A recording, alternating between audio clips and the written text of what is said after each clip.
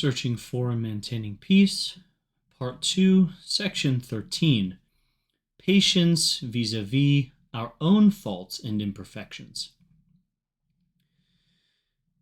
When one has gone a certain distance in spiritual life, when one truly desires to love the Lord with all his heart, when one has learned to have confidence in God and to abandon himself into his hands in the midst of difficulties, there remains for him, however, a circumstance in which he often risks losing his peace and tranquility of soul, and which the devil frequently exploits to discourage and trouble him. It concerns the vision of his misery, the experience of his own faults, the failures he continues to experience in such and such an area, despite his strong desire to correct himself.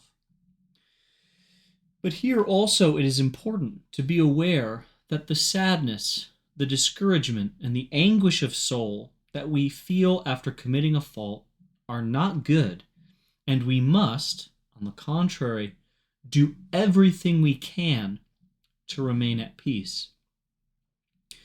In the daily experience of our miseries and faults, this is the fundamental principle that must guide us. It is not so much a question of our making superhuman efforts to completely eliminate our imperfections and our sins, that which is, in any case, beyond our reach, as it is a question of knowing how, as quickly as possible, to recapture our peace when we have fallen into sin or have been troubled by the experience of our imperfections, and to avoid sadness and discouragement. This is not laxity, nor resignation to mediocrity, but, on the contrary, a way in which to sanctify ourselves more rapidly. There are a number of reasons for this. The first reason is the fundamental principle that we have already mentioned many times. God acts in the peace of one's soul. It is not by our own efforts that we succeed in liberating ourselves from sin. It is only the grace of God which attains this end. Rather than troubling ourselves, it is more efficacious to regain our peace and let God act. The second reason is that this is more pleasing to God. What is more pleasing to God? What is more pleasing to God? Is it when, after experiencing a failure, we are discouraged and tormented? Or when we react by saying, "Lord, I ask your pardon. I have sinned again. This, alas, is what I am capable of doing on my own. But I abandon myself with confidence to your mercy and your pardon. I thank you for not allowing me to sin even more grievously. I abandon myself to you with confidence, because I know that one day you will heal me completely, and, in the meantime, I ask you that the experience of my misery would cause me to be more humble, more considerate of others, more conscious that I can do nothing by myself, but that I must rely solely on your love and your mercy." The response is clear. The third reason is that the trouble, the sadness, and the discouragement that we feel regarding our failures and our faults are rarely pure. They are not very often the simple pain of having offended God. They are in good part mixed with pride. We are not sad and discouraged so much because God was offended, but because the ideal image that we have of ourselves has been brutally shaken. Our pain is very often that of wounded pride. This excessive pain is actually a sign that we have put our trust in ourselves, in our own strength, and not in God. Listen to Dom Lorenzo Scapoli, whom we have already cited.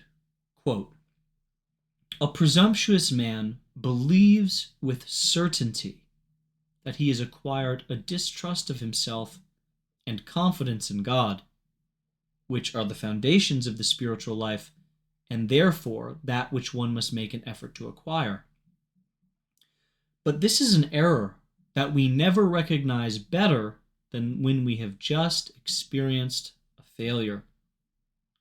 Because then, if one is troubled by it, if one feels afflicted by it, if it causes one to lose all hope of making new progress in virtue, this is a sign that one has placed all his confidence, not in God, but in himself.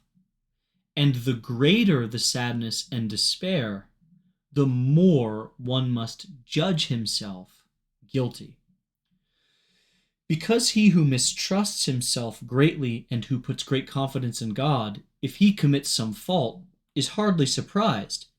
He is neither disturbed nor chagrined, because he sees clearly that this is the result of his weakness and the little care he took to establish his confidence in God.